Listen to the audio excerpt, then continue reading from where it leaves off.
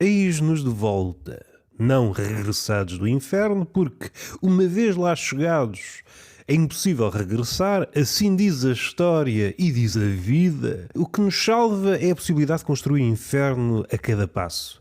Nós semeamos o inferno a cada passo, cumprido o caminho. Está feito. Este é o nosso legado.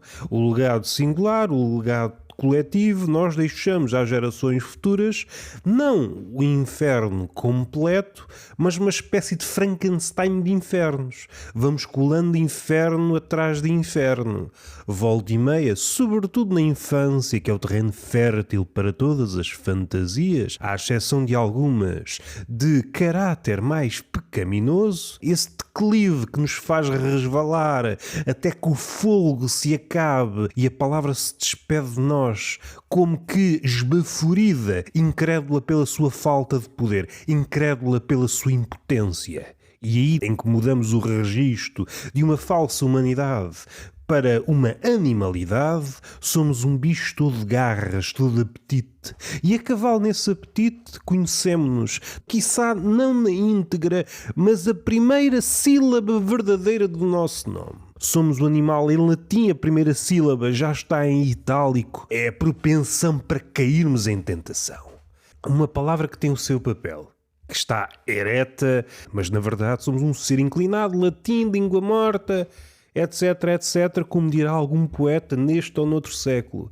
Nós estamos a caminhar para qualquer coisa e é uma coisa, barra animal, à qual faltam penas. Engolimos um pássaro que viu na nossa boca um apiadeiro da sua migração e quando regressa é outro bicho. Um pássaro sem penas não é um pássaro. E pássaro, uma palavra genérica para albergar todas as aves. Perdoem-me esta movimentação gaguejante em terrenos, nesta pátria do lugar comum. Não especifiquemos, que é para não espantar os pardais, os pássaros e os passarinhos, os passarões, para fazer quase uma homenagem.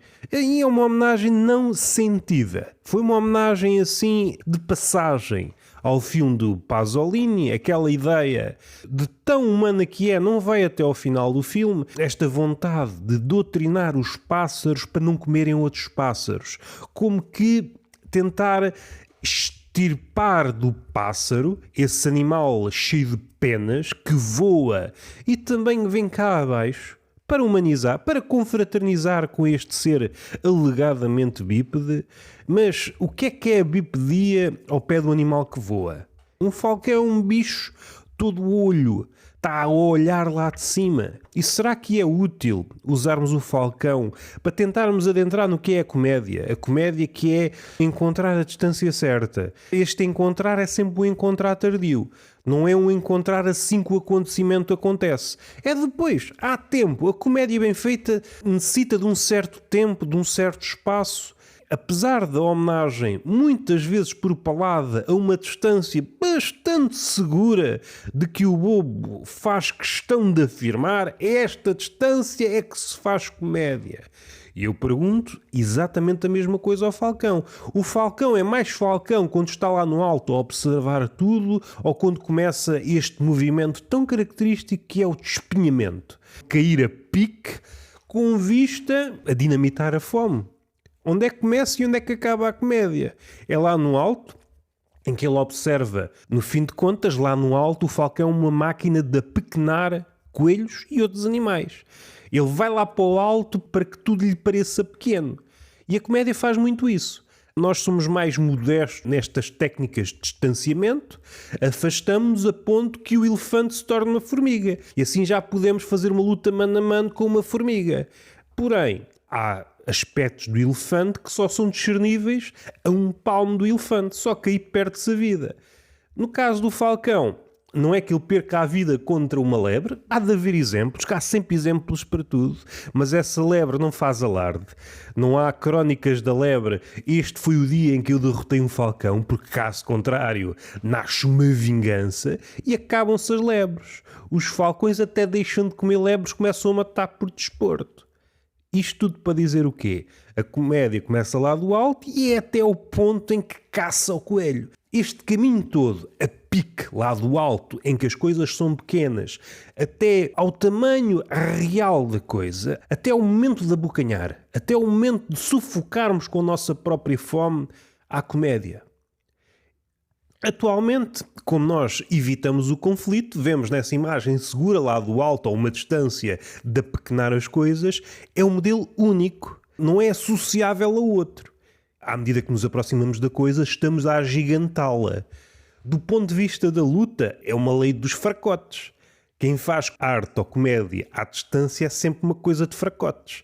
O aproximar-nos é que faz com que o sangue comece a fervilhar. Porque eu não tenho medo de um elefante africano se estiver a uma distância considerável. Se ele me parecer um ponto no horizonte, eu consigo enfrentar um ponto.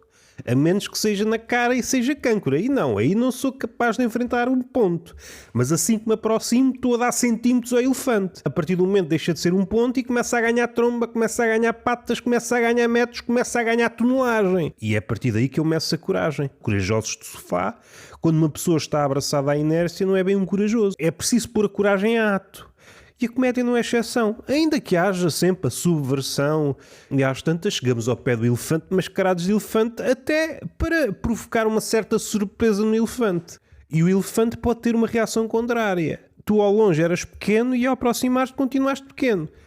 Acrescentei-te uma popa, o meu olhar acrescentou-te uma popa. O elefante até pode fazer uma espécie de comédia de paquiderme, que é com a tromba mexer-nos na popa para nos dar centímetros. Mesmo com mais 10 centímetros de popa, continuas pequeno. Isto é comédia de elefante. E como é que o homem consegue enfrentar isto tudo? À distância era muito mais fácil. O único tema que me interessa falar neste último episódio do Roberto Gamito deste ano, que foi parco em episódios, mas havemos de voltar para o ano. E a única ideia que eu trago aqui é a Arca de Noé, mais precisamente a única janela da Arca de Noé. É uma janela mínima. Vamos interpretá-la à queima-roupa. Essa janela mínima é o único contacto que os animais têm com a luz. É o orifício que faz uma espécie de ponte entre o interior e o exterior. É uma coisa mínima. O nosso contacto com a luz, para essa luz ser comunicável, tem de ser uma coisa mínima. A única forma do exterior chegar a nós é pela luz e tem que ser uma luz mínima. Há aqui conotações religiosas, claro. Se for um Deus cegante que aparece em todo o seu esplendor, não consegue dizer-nos nada através da luz. Agora, se for só um fiapozinho de luz, diz-nos qualquer coisa. Os mais apressados poderão dizer esperança. O desconhecido só pode chegar ao conhecido a conta-gotas. É uma luz que chega às mejinhas para os animais. Só conseguimos chegar ao desconhecido se nos for apresentado a pouco e pouco. Se tudo nos fosse apresentado num momento só, imaginem-se mesmo numa sala de aula, se todas as matérias, tudo o que vocês possam imaginar fosse apresentado num único momento, o que é que vocês conseguiriam reter? Nada. É por isso que é apresentado a conta-gotas. Este é o meu reparo. Esta janela da Arca de Noé, o contacto entre o interior e o exterior só pode ser feito por um orifício pequenito. Caso contrário, a mensagem perde-se. Mas que mensagem é essa? Não sei. Utilizamos aquela expressão de Nietzsche, não há factos, apenas interpretações. Aqui o caudal de interpretações é uma coisa que pode ser medida humanamente. E está feito. Este foi o último episódio de Roberto Gamito deste ano. Para o próximo haverá mais, em princípio. E boas festas e até para o ano. Até ao próximo apiadeiro.